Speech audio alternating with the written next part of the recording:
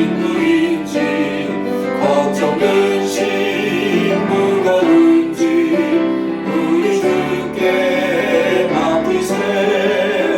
할렐루야 할렐루야 할렐루야 할렐루야 할렐루야 할렐루야 할렐루야 할렐루야.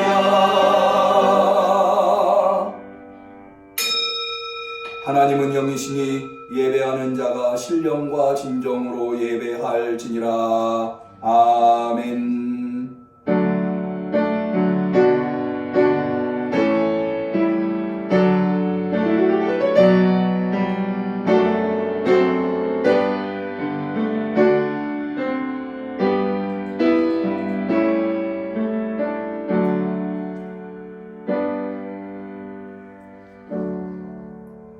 보라, 우리가 여호와께 노래하며 우리 구원의 반석을 향하여 즐거이 부르자. 오라, 우리가 굽혀 경배하며 우리를 지으신 여호와 앞에 무릎을 꿇자. 대저전은 우리 하나님이시요 우리는 그의 기르시는 백성이며 그 손의 양이라. 아멘. 놀라운 은혜로 항상 우리에게 좋은 것을 베풀어 주시는 좋으신 하나님 아버지, 이렇게 거룩한 성일을 맞이하여서 우리 응암교회 성도들이 각 가정에서 예배를 드리고 있나이다. 주님, 우리의 드리는 예배가 하늘에 상달되게 하여 주옵시고 하늘 문을 여시사 강복하여 주시옵소서. 예수님의 이름으로 기도 올리옵나이다. 아멘.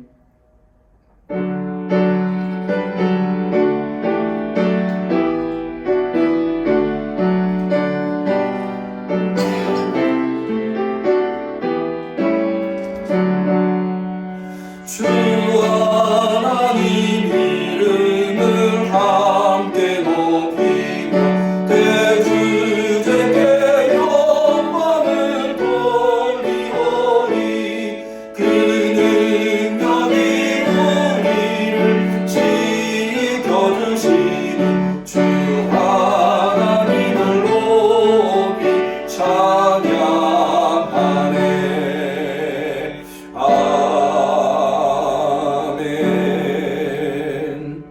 우리의 예배의 주인 되신 하나님 앞에 우리의 신앙을 고백할 때에 전능하사 천지를 만드신 하나님 아버지를 내가 믿사오며 그 외아들 우리 주 예수 그리스도를 믿사오니 이는 성령으로 잉태하사 동정녀 마리아에게 나시고 본디오 빌라도에게 고난을 받으사 십자가에 못 박혀 죽으시고 장사한 지 사흘 만에 죽은 자 가운데서 다시 살아나시며 하늘에 오르사 전능하신 하나님 우편에 앉아 계시다가 저리로서 산 자와 죽은 자를 심판하러 오시리라. 성령을 믿사오며 거룩한 공회와 성도가 서로 통하는 것과 죄를 사하여 주시는 것과 몸이 다시 사는 것과 영원히 사는 것을 믿사옵나이다. 아멘. 같이 찬송가 432장을 찬양합니다.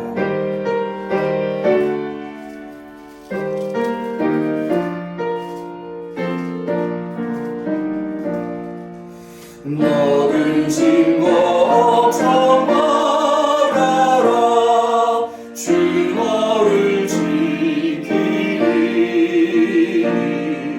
주 날개 밑에 가라. 주 너를 지키리.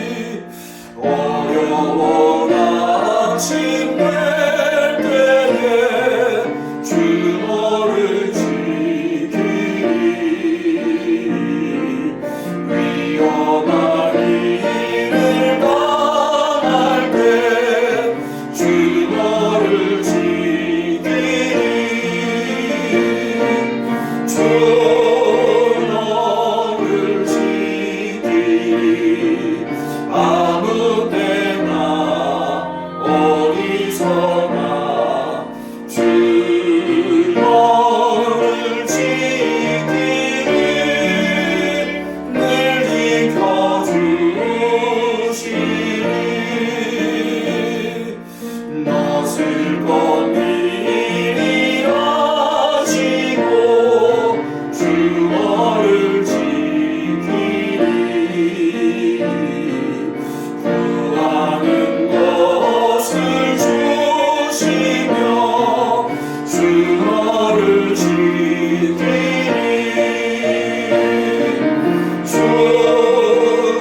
주어를 지키리 아무 때나 어디서나 주어를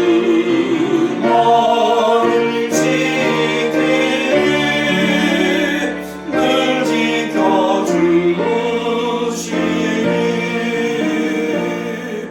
어려운 시험 당해도 주어를 지키리 구주의 품에 거하라 주어를 지키리 주어를 지키리 아무 때나 어디서나 주어를 지키리 늘 지켜주시리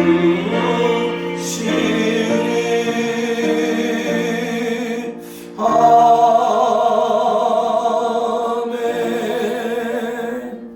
예배를 위해서 진지한 전도사님께서 대표하여 기도해 주시겠습니다.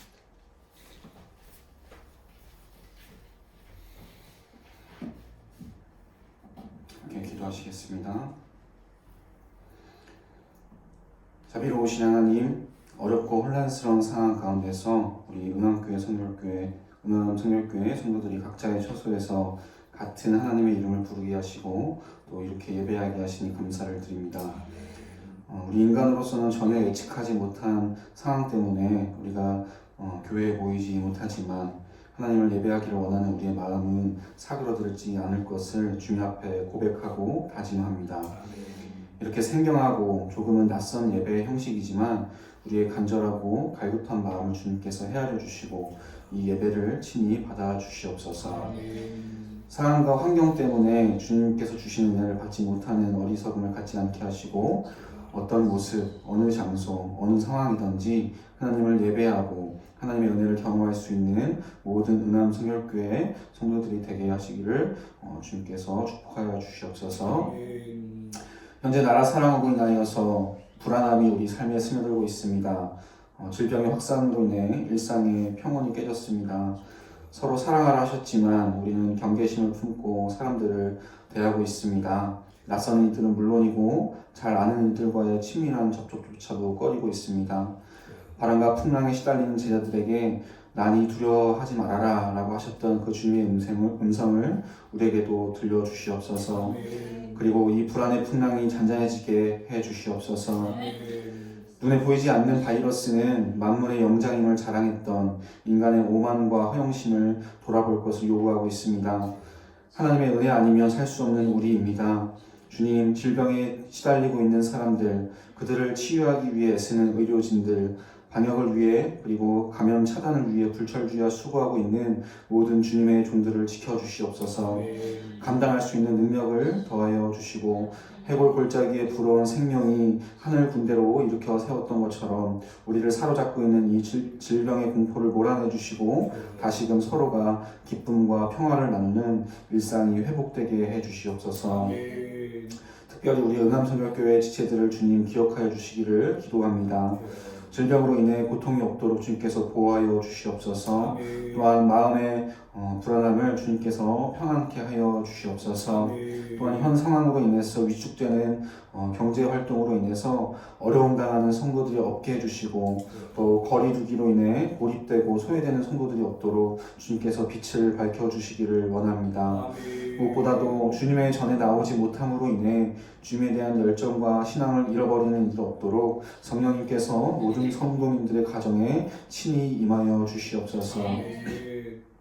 은암교회를 사랑하시는 주님, 이러한 상황 속에서도 우리가 교회 건축을 위해 기도하며 힘쓰고 있음을 기억하실 줄로 압니다.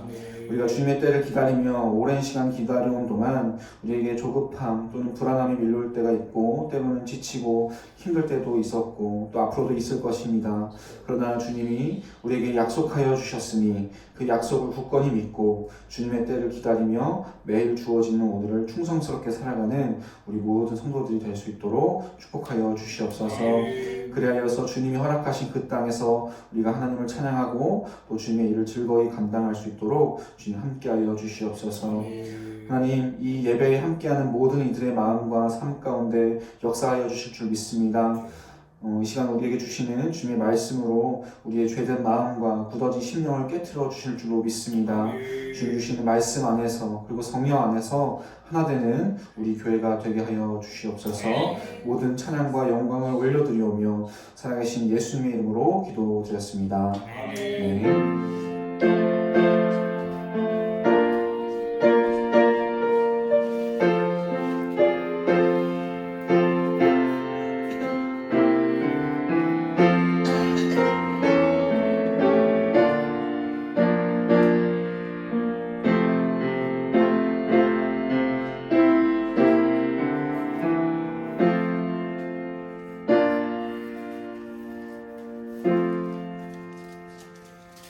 하나님께서 우리의 간절한 기도를 들어주시기를 축원합니다. 성시교독의 시간입니다. 교독문 8번, 시편 19편의 교독문을 같이 교독하도록 하겠습니다.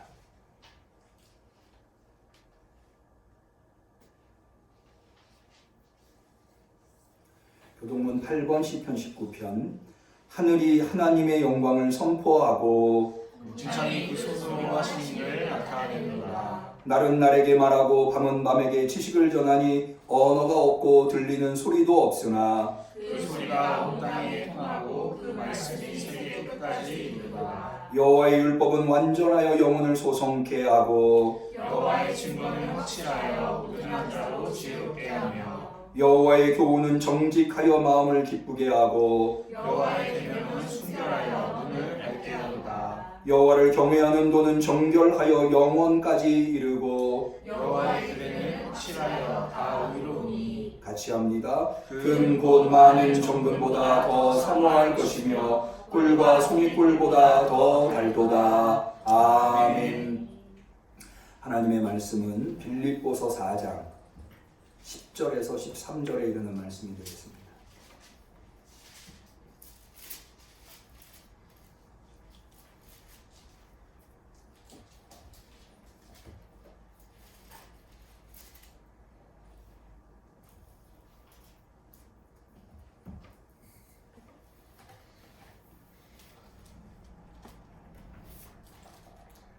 빌립보서 4장 10절에서 13절에 이르는 말씀.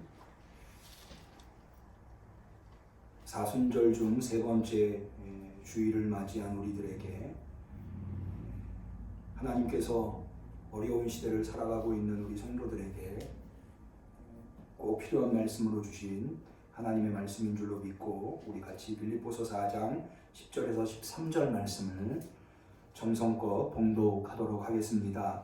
내가 주 안에서 크게 기뻐하는 너희가 나를 생각하던 것이 이제 다시 싹이 나니니 너희가 또한 이를 위하여 생각은 하였으나 기회가 없었느니라. 내가 궁핍함으로 말하는 것이 아니라 어떠한 형편에든지 내가 자족하기를 배웠노니 내가 비천에 처할 줄도 알고 풍부에 처할 줄도 알아 모든 일에 배부르며 배고픔과 풍부와 궁핍에도 일처의 비례를 배웠노라.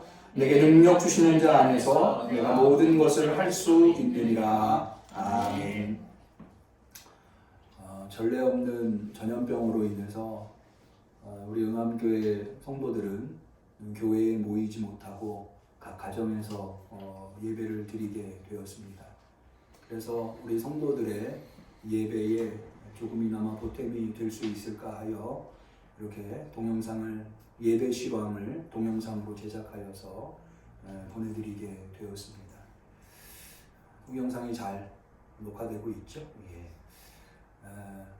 동영상을 통해서 예배드리지만 이 예배에 참여하는 우리 성도님들과 또 성도님들의 가정과 하시는 모든 일들 가운데에 하나님의 은총이 더욱더 강력히 임하여서 이 어려움을 오히려 전화위복의 기회로 삼을 수 있는 우리 성도님들이 되실 수 있기를 주님의 이름으로 간절히 축원합니다.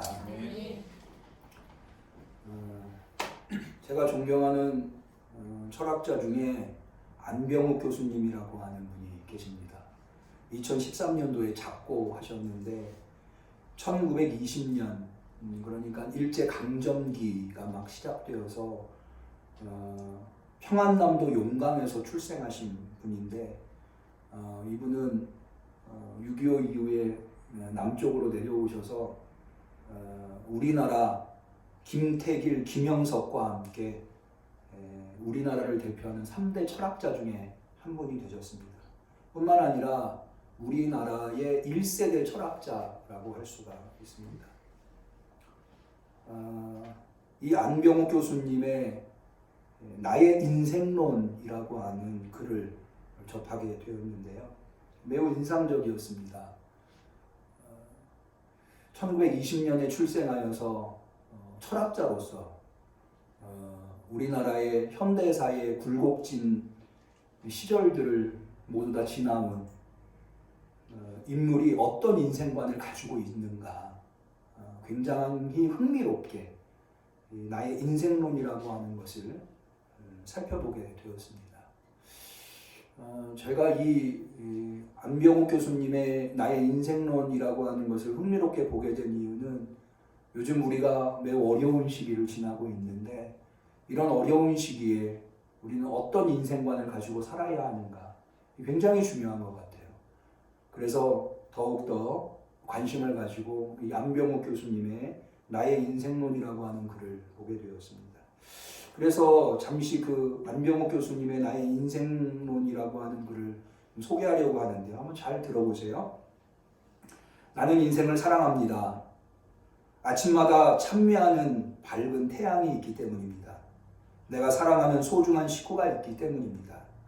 내가 믿고 좋아하는 정다운 친구가 있기 때문입니다.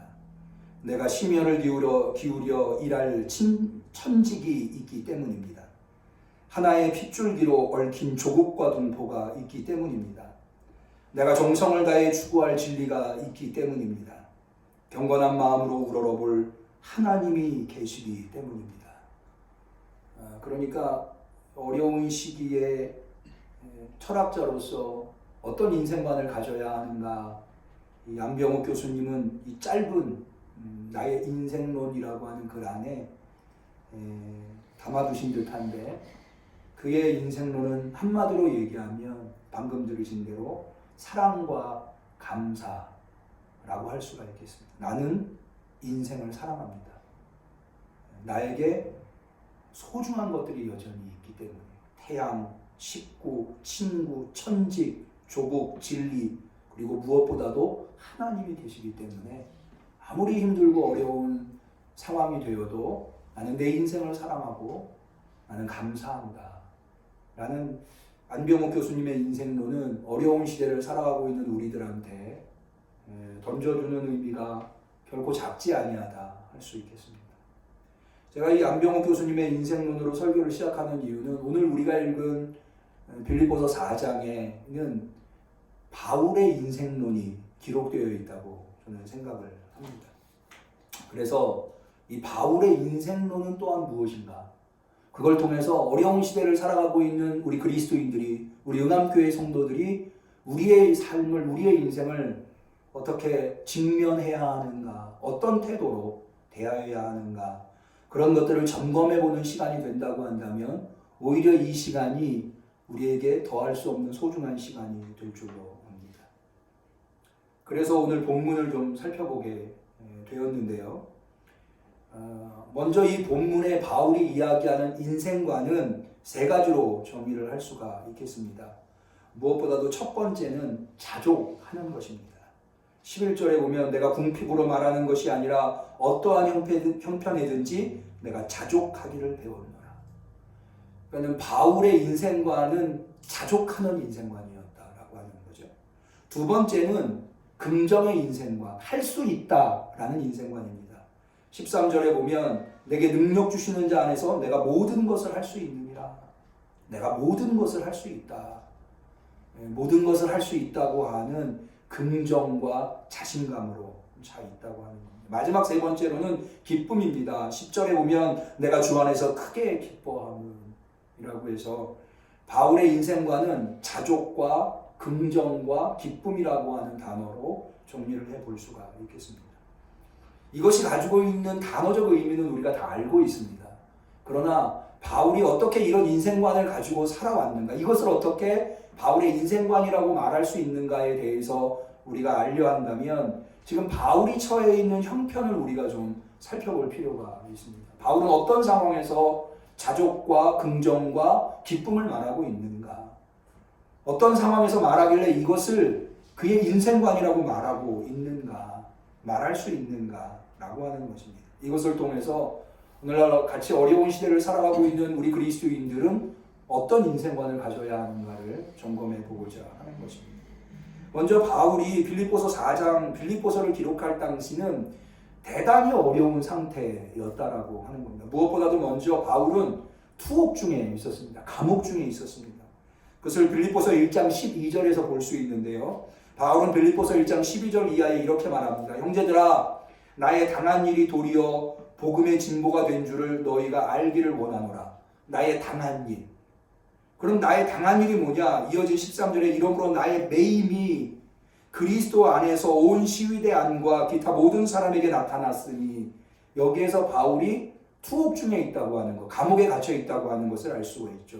14절에 형제 중 다수가 나의 매임을 인하여 주 안에서 신뢰함으로 겁없이 하나님의 말씀을 더욱 담대히 말하게 되었느니라. 다시 말해서 바울이 감옥에 갇히는 것 때문에 오히려 더 다른 어떤 이들이 복음을 담대하게 전하게 되었다라고 지금 바울이 증언하고 있다고 하는 거죠. 이것을 통해서 바울이 지금 감옥에 갇혀 있다고 하는 것을 알 수가 있습니다.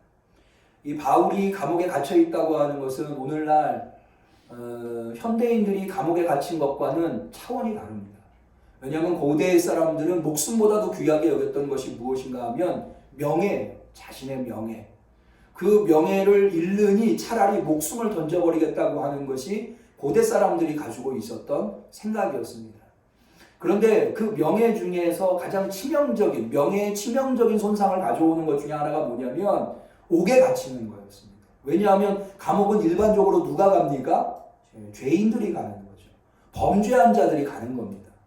그러니까는 복음을 전하는 선교사가, 지도자가 감옥에 갔다, 사도가 감옥에 갔다, 이것은 사도로서 복음을 전하는 자로서 사람들한테 명예를 인정받을 수 없는 매우 치명적인 구실이 될 수 있는 거죠. 사실 오늘날도 마찬가지죠. 오늘날도 어느 목사님이 감옥에 갔다고 하면 뭐 이유 여하를 떠나서 그것을 좋게 볼 수 있는 사람은 아무도 없을 겁니다.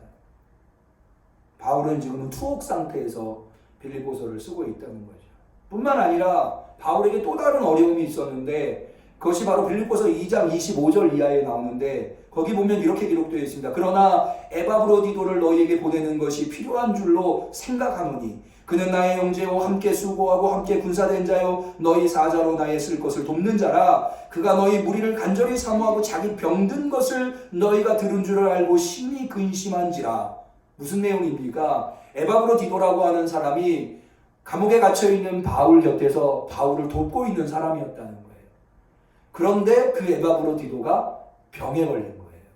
그래서 그 에바브로디도를 빌립보 교회 성도들한테 보낼 수밖에 없는 상황이 되었다고 하는 것. 그러니까는 같이 있다가는 에바브로디도도 죽고 바울도 죽을 상황이 되니까 어쩔 수 없이 에바브로디도를 보내야 하는 상황이 되었다는 거죠. 아마도 바울은 감옥에서 매우 육체적으로 어려움에 처해 있었나 봐요. 누군가의 도움 없이는 감옥에서 살아갈 수 없는 상황이 되었기에 빌립보 교회는 에바브로디도를 바울에게 보내준 듯 합니다. 그런데 그 에바브로디도가 설상가상으로 병에 걸린 거예요. 그래서 더 이상 바울을 돌볼 수가 없는 상태가 되었던 거죠. 이어진 27절에 이렇게 되어 있습니다. 저가 병들어 죽게 되었으나. 그러니까 에바브로디도가 더 이상 바울을 돌볼 수 없는 상황이 된 겁니다. 참으로 가슴 아픈 일이 아닐 수 없습니다.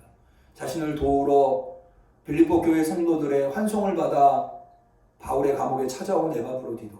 그런데 자기를 돌보다 좋아지기는커녕 오히려 병들어 죽게 된 상태를 바울이 목격하고 도저히 gat에 둘 수 없어. 곁에 뒀다가는 죽을 수밖에 없으니까 빌립보 교회 성도들한테 보낼 때 바울의 심정이 어떻겠습니까? 아마 가슴이 찢어지는 듯한 아픔이 있을 겁니다. 그러나 사실은 감옥에 갇혀있는 바울을 가장 괴롭혔었던 것은 바울이 감옥에 투옥되었다는 사실도 아니고 에바브로디도가 병들었다는 사실도 아니라 오히려 바울이 감옥에 갇힘으로 말미암아 많은 바울을 추종하던 사람들, 따르던 성도들이 바울을 배신하고 등들렸다고 하는 것. 빌립보서 3장 17절 이하에 바울은 이것을 눈물로 고백하고 있는데, 형제들아 너희는 함께 나를 본받으라. 또 우리로 본을 삼은 것 같이 그대로 행하는 자들을 보이라. 내가 여러 번 너희에게 말하였거니와 이제도 눈물을 흘리며 말하노니 여러 사람들이 그리스도 십자가의 원수로 행하느니라. 그리스도의 십자가의 원수로 행한다라고 하는 것은 바울을 배신하고 바울이 전한 십자가의 도에서 떠나버렸다라고 하는 것을 이야기합니다. 이것이 너무나 가슴 아파서 바울은 이제도 눈물을 흘리며 말하고 있다. 그러니까는 바울의 육신도 만신창이가 됐고 명예도 만신창이가 됐고 감옥에 갇히고 자기를 돕던 에바브로디도는 병들었고 많은 사람들은 바울을 배신하고 떠나버린 그런 상황에 바울이 지금 놓여 있다고 하는 거죠. 그런 상황에서 빌립보서 4장 10절에서 13절에 내가 주 안에서 크게 기뻐함은이라고 말하는 이 고백은 우리가 평소에 할 수 있는 그런 고백이 아니었다고 하는 것. 그의 내면에 깊숙이 뿌리박고 있는 그 무언가가 지금 고백되고 있다고 하는 것을 알 수가 있습니다. 여기에서 바울의 인생관을 좀 더 자세하게 하나하나 살펴보려고 하는데요. 앞서 먼저 바울의 첫 번째 인생관이 자족이라고 말씀드렸습니다. 그것이 11절에 잘 나와 있는 내가 궁핍함으로 말하는 것이 아니라 어떠한 형편에서든지 내가 자족하기를 배웠다 라고 바울은 이야기합니다. 여기 자족이라고 하는 것은 우리가 일반적으로 생각해 볼 때 어떤 상황에서 그 상황이 비록 힘들고 어려울지라도 거기에 만족하는 것을 우리가 흔히 자족이라고 생각을 합니다. 그런데 바울의 자족은 좀 그렇게 생각하는 것과는 다른 수준의 자족이라고 말할 수 있습니다. 왜냐하면 지금 현재 상황에 만족하는 것으로 끝나는 자족이 아니라 바울은 상황이 어떻게 바뀌든지 상관없이 그 상황에서 자족한다. 자, 우리 다시 한 번 더 볼까요? 11절에 내가 궁핍함으로 말하는 것이 아니라 어떠한 형편에든지 내가 자족하기를 배웠다. 어떠한 형편에든지. 그래서 12절 내가 비천에 처할 줄도 알고 풍부에 처할 줄도 알아 모든 일에 배부르며 배고픔과 풍부와 궁핍에도 일체의 비결을 배웠다. 라고 해서 바울은 상황과 상관없이 어려운 상황은 어려운 상황대로 자족하고 또 풍부해지면 풍부한 상황에서 자족할 수 있는 그런 바울이 바로 오늘 우리가 빌립보서 4장에서 만나는 바울이라고 하는 거죠. 여러분, 오늘날 우리는 어떻습니까? 우리는 어떠한 상황에서든지 자족하고 있습니까? 사실 그러지 못하죠.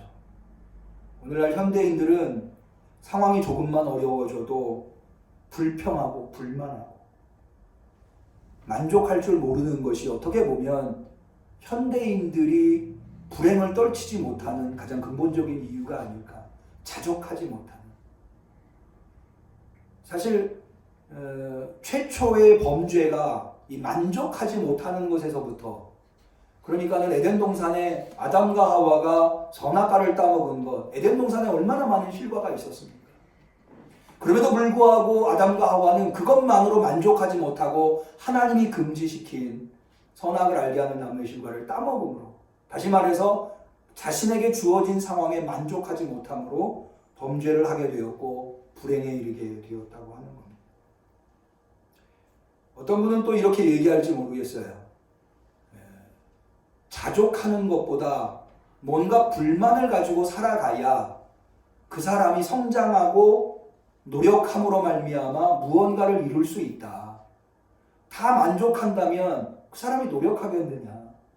노력하지 않으면 성장할 수 있겠느냐? 오히려 어느 정도의 불만을 가지고 살아가는 것이 더 인간의 삶에는 유익이 될지 모른다 라고 말할 수도 있을지 모릅니다. 그러나 바울이 자족한다고 하는 것은 운명적으로 숙명적으로 인생을 받아들이겠다는 의미가 아닙니다. 그래서 나는 노력해도 안 돼, 그러니 나는 노력하지 않을 거야가 아니라는 거죠. 바울은 그런 운명론자가 아닙니다. 바울은 오히려 그런 상황 속에서도 뭔가를 위해서 끊임없이 노력하고자 하는 인물이었다고 하는 겁니다. 우리가 오늘 본문에서 보듯이 11절, 12절에 연거푸 뭐라고 이야기하고 있습니까? 내가 궁핍함으로 말하는 것이 아니라 어떠한 형편이든지 내가 자족하기를 배웠노라. 또 12절에도 보면 내가 비천에 처할 줄도 알고 풍부에 처할 줄도 알아 모든 일에 배부르며 배고픔과 풍부와 궁핍에도 일체의 비결을 배웠노라. 그러니까 뭔가를 깨닫고 또 그것을 통해서 뭔가 성숙한 길로 나아가기 위해서 끊임없이 바울은 고민하고 그것을 통해서 깨달음을 얻고 배움을 얻었다고 하는 겁니다.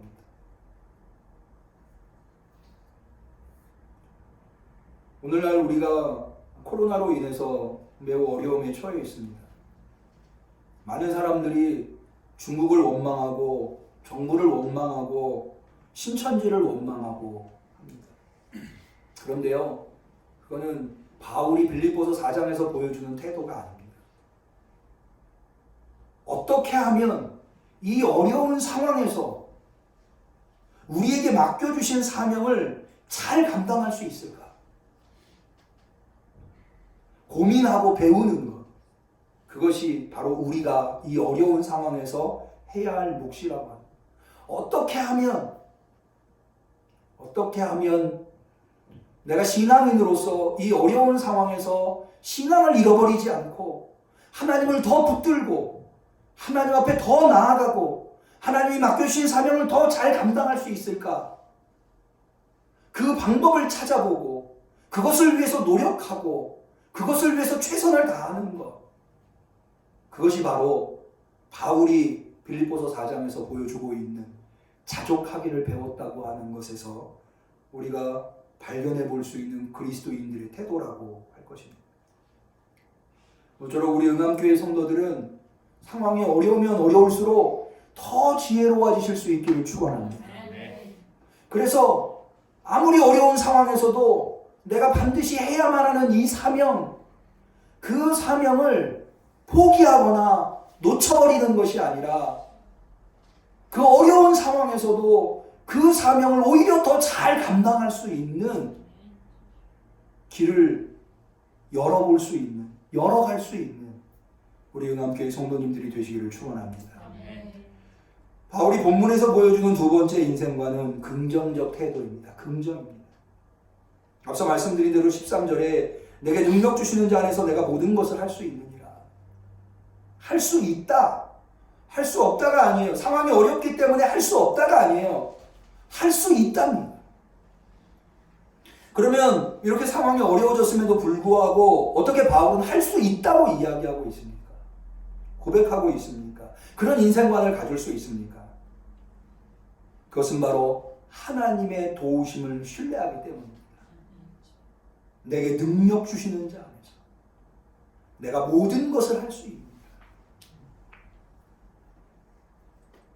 바울이 가지고 있는 하나님에 대한 믿음은 상황이 아무리 어려워져도 그 상황 속에서 내게 맡겨주신 사명을 할 수 있도록 해주시는 하나님이라는 거예요.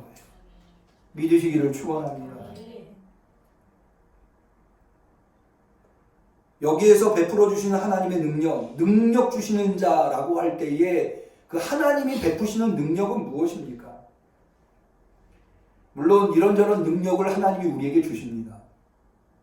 건강의 능력도 주실 테고요, 물질의 능력도 주실 테고요, 지혜의 능력도 주실 테고, 믿음의 능력도 주실 테고. 그러나 바울이 여기에서 고백하고 있는 바, 내게 능력 주시는 자, 그 하나님이 주시는, 바울에게 주시는 능력은 무엇보다도 일체의 비결을 배우게 해주시는 능력, 깨닫게 해주시는 능력, 깨달음의 능력, 배움의 능력이 바로 하나님이, 능력 주시는 하나님이 바울에게 베풀어 주시는 능력입니다. 여러분, 이 능력이 가장 탁월한 능력이라고 할 수 있습니다. 왜냐하면 내 밖에 있는 것을 변화시킨다고 하는 것은 물론 그것도 어려운 일이에요. 예를 들어서 코로나가 발생했는데 코로나가 사라지게 만드는 능력, 그것도 쉽지 않은 능력이에요. 그러나 코로나가 사라진다고 모든 질병이 사라질까요? 아니에요. 코로나가 사라지고 나면 또 다른 질병이 또 발생하기 마련이에요. 메르스가 발생했고 사스가 발생했듯이 또 다른 질병이 발생할 거예요. 중요한 거는 내 밖에 있는 것을 바꾸는 능력이 아니라 내가 바뀌는 능력이 나타나야 돼요. 내가 바뀌어야 내 밖에 있는 것들이 더 이상 문제가 되지 않는 거예요. 내가 바뀌지 않으면 나는 끊임없이 내 밖에 있는 것들로 인해서 고통당할 수밖에 없다고 하는 거죠. 나를 바꿀 수 있는 능력, 그 능력은 어디에서 나옵니까? 바로 깨달음, 배움에서 나옵니다. 그래서 바울은 이야기합니다. 일체의 비결을 배웠노라. 풍부에 처할 줄도 알고 비천에 처할 줄도 알아. 저는 오늘날 우리 그리스도인들이 꼭 배워야 할 능력이 바로 이런 능력인 것 같아요.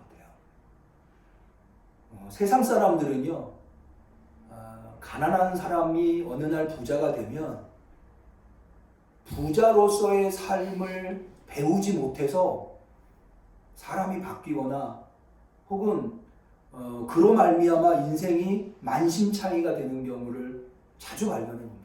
예를 들어서 어떤 사람이 로또에 당첨이 됐어요. 그러면 로또에 당첨된 것이 꼭 행운을 가져다 주는 것만은 아니라고 하는 것을 우리는 뉴스나 보도들을 통해서 확인해 볼 수 있지 않습니까? 그러니까는 풍부에 처할 줄도 아는 비결, 이거를 배우는 것이 굉장히 중요해요. 반대도 마찬가지예요. 어떤 부자가 있는데 어느 하루 쫄딱 망해서 가난하게 돼버리면 사실은 부자였을 때에 더 이상 생활 방식과 행동 양식이 맞지 않아요. 그러니까 어리둥절하는 거예요. 그러다가 보면 이 부자가 극단적인 선택을 하고 납니다. 그런 예를 우린 주변에서 비일비재하게 보잖아요. 우리 그리스도인들은 인생이라고 하는 것이 그렇지 않습니까? 풍부할 때도 있고 비천할 때도 있고. 풍부할 때는 없고 비천할 때만 있었나요? 인생이라고 하는 게 풍부할 때도 있고 비천할 때도 있는 거예요. 풍부할 때는 풍부할 때대로 교만하지 않고 또 뭔가 자신을 드러내려 하지 않고 하나님이 맡겨주신 사명 감당하는 거. 또 반대로 비천해져도 낙심하지 않고 좌절하지 않고 그 상황에서 또 하나님의 일을 감당하는 거. 그것을 배울 수 있어야 된다. 그것을 바울은 오늘 일체의 비결을 배웠다고 고백하고 있습니다. 주님이 주시는 능력, 그 어떤 능력보다도 풍부에도 처할 줄도 알고 비천에도 처할 줄도 아는. 그래서 상황이 어떻게 되든지 그 상황 속에서 결코 포기할 수 없는, 결코 좌절될 수 없는 그 하나님이 맡겨주신 사명, 그 사명을 잘 감당할 수 있는 우리 응암교회 성도님들이 되시기를 축원합니다. 그러면 바울이 그렇게 풍부한 상황에서나 비천한 상황에서나 어느 상황에서든지 감당하고자 일체의 비결을 배우려고 애쓰고 몸부림치고 노력했었던 그 일, 그 사명은 무엇입니까? 그것은 바로 사람을 얻는 일입니다. 10절을 우리 한번 볼까요? 내가 주 안에서 크게 기뻐함은 너희가 나를 생각하던 것이 이제 다시 싹이 남이니 너희가 또한 이를 위하여 생각은 하였으나 기회가 없었느니라. 내가 궁핍함으로 말하는 것이 아니라 어떠한 형편에든지 내가 자족하기를 배웠느니. 이게 무슨 얘기냐면요, 앞서 말씀드린 대로 바울이 빌립보서를 쓸 당시에 감옥에 갇혀 있고 그것 때문에 많은 사람들이 바울을 배신하고 등 돌렸어요. 그래서 아마도 바울에게 보내온 선교비가, 빌립보 교회가 바울에게 선교비를 보냈었는데 그 선교비가 끊겼었던 듯합니다. 그랬다가 다시 바울에 대한 사랑이 빌립보 교회 성도들한테서 일어났고 그래서 다시 선교비를 보내온 것 같아요. 그거를 바울은 뭐라고 얘기하고 있는가? 내가 주 안에서 크게 기뻐하면 너희가 나를 생각하던 것이 이제 다시 싹이 남이니 라고 하는 말로 표현하고 있는 듯합니다. 그런데 이렇게 얘기하고 났더니 뭔가 오해가 생길 소지가 있다고 바울이 생각한 것 같아요.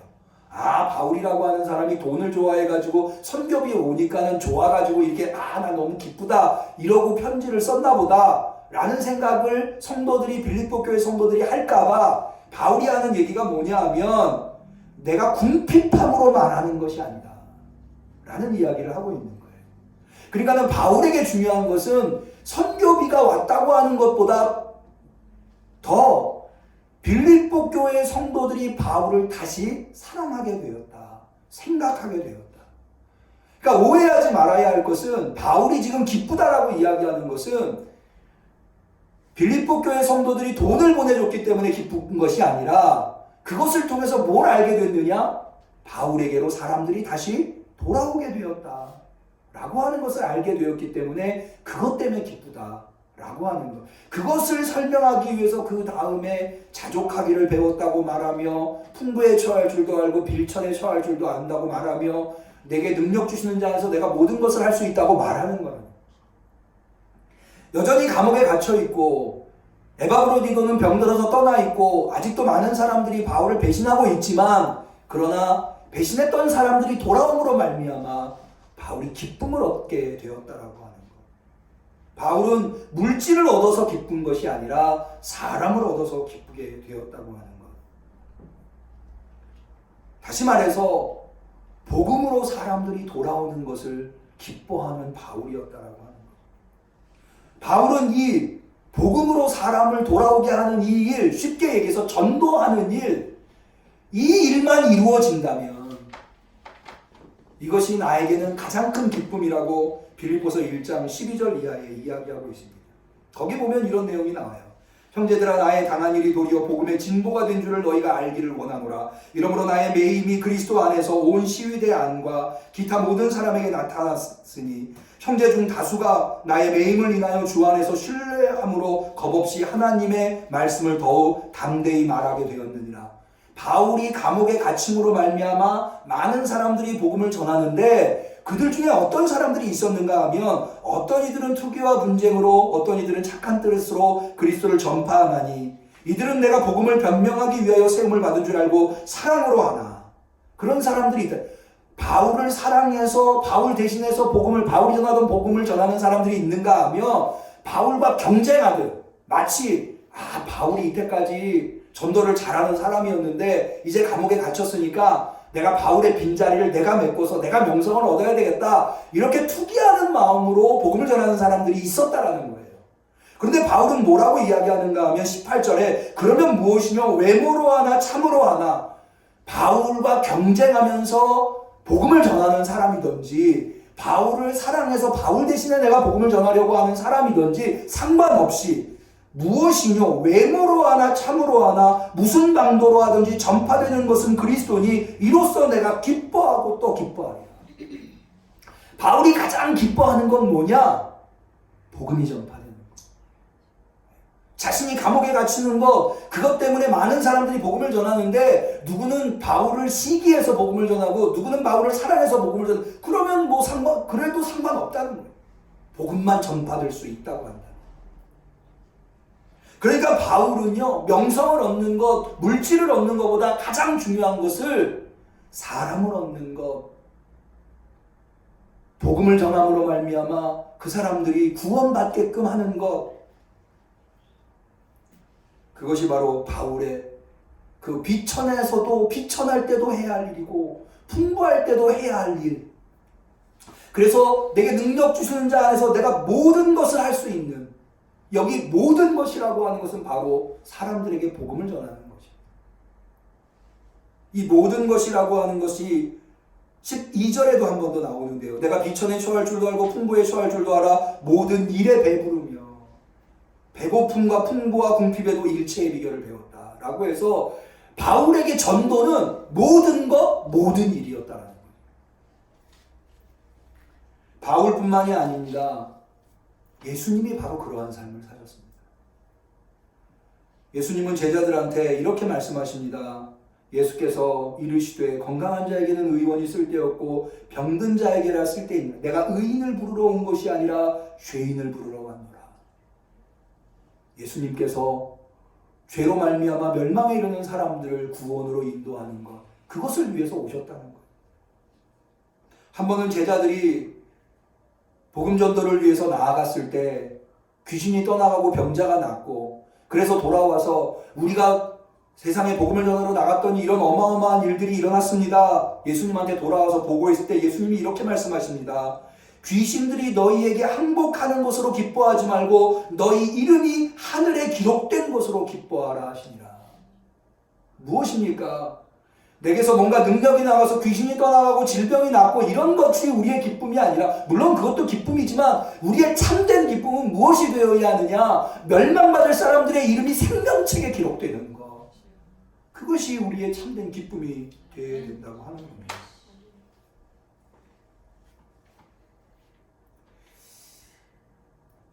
최근에 코로나 전국으로 말미암아 감추어졌던 것이 명백하게 세상에 드러난 것이 있습니다. 그것은 뭐냐면 신천지라고 하는 이단 집단의 실상입니다. 저는 오늘날 이 신천지가 보여주는 태도를 통해서 정말 무서운 건 코로나가 아니라 신천지구나. 신천지는 어떠한 해로움을 가지고 있습니다. 사람들의 인생을 파괴하고 가정을 파괴하고 사회를 병들고, 그럼에도 불구하고 이게 쉽게 치료가 되지 않는다. 얼마나 코로나보다도 더 치명적인 해로움을 가지고 있어요. 또 아마 이 생각은 저만 드는 생각이 아닐 거예요. 다 그런 생각이 들 거예요. 야, 참 신천지 대단하다. 코로나의 전파력이 대단하지만 코로나보다 훨씬 더 강력한 전파력을 가지고 있구나. 어떻게 그렇게 많은 젊은이들이, 좀 아시죠? 교회마다 젊은이들이 텅텅 비어 나가는데 어떻게 이단은 이렇게 젊은이들을 포섭할 수 있었는가? 코로나의 특징 중에 하나가 증상이 나타나지 않는데도 불구하고 감염될 수 있다는 거잖아요. 은밀하게, 그런데 신천지는 코로나보다 더 은밀하게 활동하고 있었던 것을 이번에서야 우리는 알게 됐습니다. 그런데요, 한꺼풀 벗겨보면요, 이것은 신천지의 실상을 드러낸 것이 아니라 어찌 보면 우리 그리스도인들의 실상을, 정통 그리스도인이라고 하는 자들의 실상을 보여주는 것일런지 몰라요. 여러분, 왜 코로나라고 하는 질병이 이렇게 극성을 피웁니까?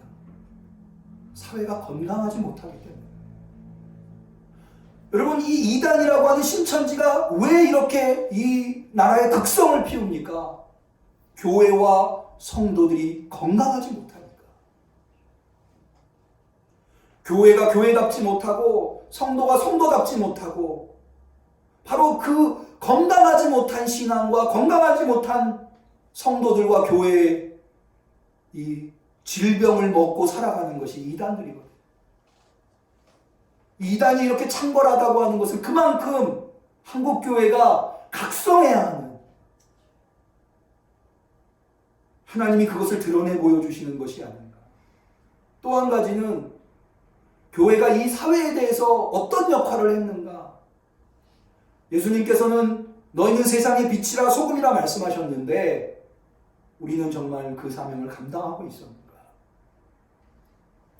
이 사회에 대해서 우리가 제대로 선지자적인 목소리를 냈고 이 사회에 빛이 되었고 소금이 되었다면 신천지가 발을 붙일 수 있었겠습니까? 아니, 그거보다 더 우리에게 뼈아픈 반성은 신천지가 그렇게 포교 활동에 엄청난 힘을 기울일 때 우리는 얼마나 전도에 힘을 기울였고 그것이 바울이 이야기하는 대로 모든 것이 되었는가?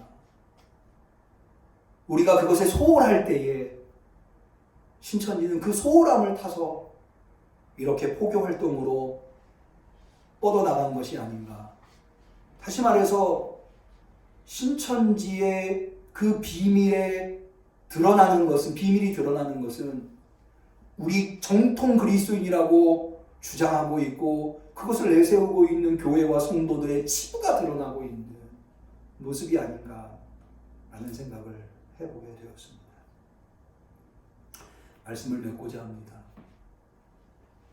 우리는 지금 예전에 경험하지 못했었던 어려운 시대를 살아가고 있습니다.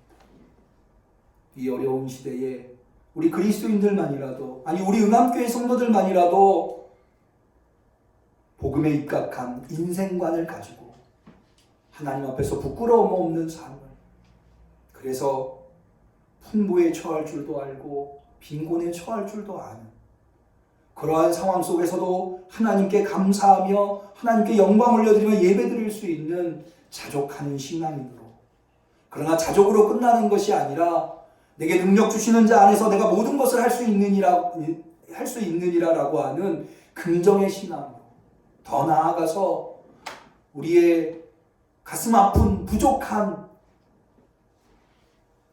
하나님께서 줄추어내시는, 우리가 이때까지 빛과 소금의 역할대로 살지 못하고 교회가 교회답지 못하고 성도가 성도답지 못하고 특별히 전도에 소홀했었던 우리의 모습을 발견하고 이것을 위해서 더욱더 우리가 노력해 나갈 수 있는 저와 우리 응암교회 성도님들 될 수 있기를 주님의 이름으로 간절히 축원합니다. 기도하겠습니다. 하나님 아버지,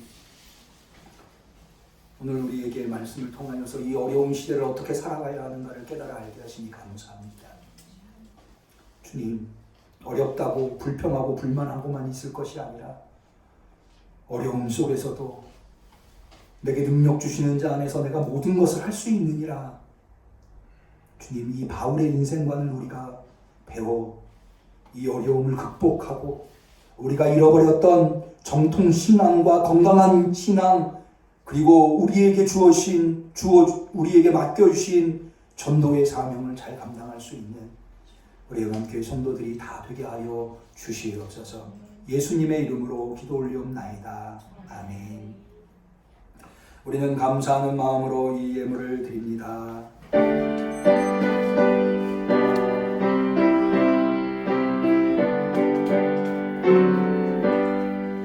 내 평생 소리가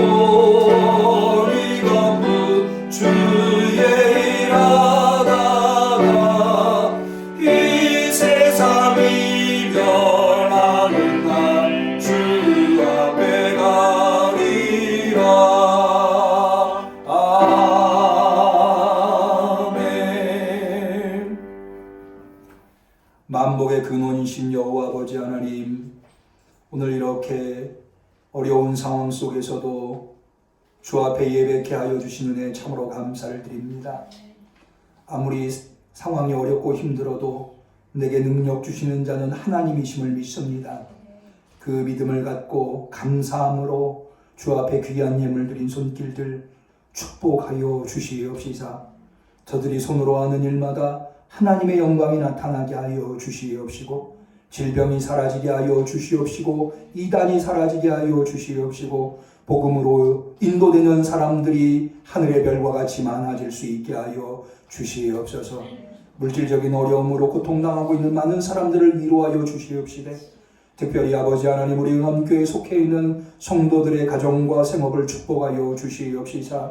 물질로 인하여서 눈물 흘리는 일 생기지 않게 하여 주옵시고, 구워주고 나누어 주올지언정 꿇어다니지 아니하게 하여 주시옵시며, 항상 하나님이 맡겨주신 사명을 감당하기에 부족함이 없는 물질로 채워 주시옵소서. 주님, 우리 응암교회 성도 중에 혹시 질병으로 시달리고 있는 이가 있습니까? 나사렛 예수의 이름으로 명하노니 악한 마귀 질병은 떠나갈지어다. 깨끗하게 낫게 하여 주시옵시사. 주님이 허락하시는 날 건강한 모습으로 주님 앞에 나와서 우리 모두 예배드릴 수 있게 하여 주시옵소서. 우리의 형편과 처지를 너무나도 잘 아시는 주님, 우리의 각자의 삶 속에 부족함이 없는 은혜를 베풀어 주시옵시사.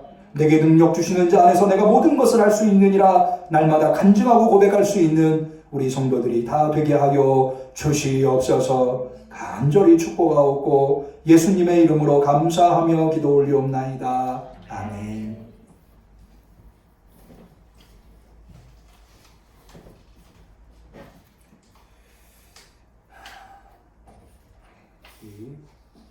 성도의 친교를 나누도록 하겠습니다. 각 가정에서 가족들과 함께 이렇게 인사 나눠주시면 좋겠어요. 사랑합니다. 감사합니다. 축복합니다. 사랑합니다. 감사합니다. 축복합니다. 우리 모두 한 주간도 또 건강하게 지내실 수 있기를 축원합니다. 다 자리에서 일어나셔서 송령 찬송 6장 찬송하도록 하겠습니다.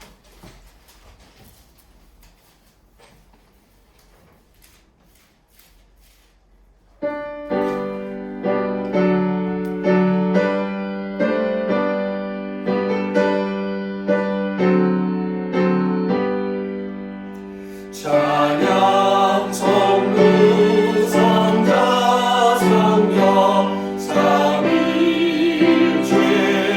삼위일체신께 영생 무궁하기까지 영광을 돌리세 영광을 돌리세. 이제는 내게 능력 주시는 자 안에서 내가 모든 것을 할 수 있다고 고백해 하신 예수 그리스도의 은혜와 하나님 아버지의 사랑과 성령님의 교통하심이 이 어려운 시대에 바울이 보여준 인생관처럼 자족하며 긍정하며 뿐만 아니라 전도의 사명을 잘 감당함으로 말미암아 하나님께 영광 올려드리고 또한 전화위복의 기회로 삼고자 하는 우리 성도들 머리머리 위에 우리 응암교회 위에 이 나라와 전 세계 위에 지금부터 영원까지 함께 하시기를 간절히 축원하옵나이다. 아멘.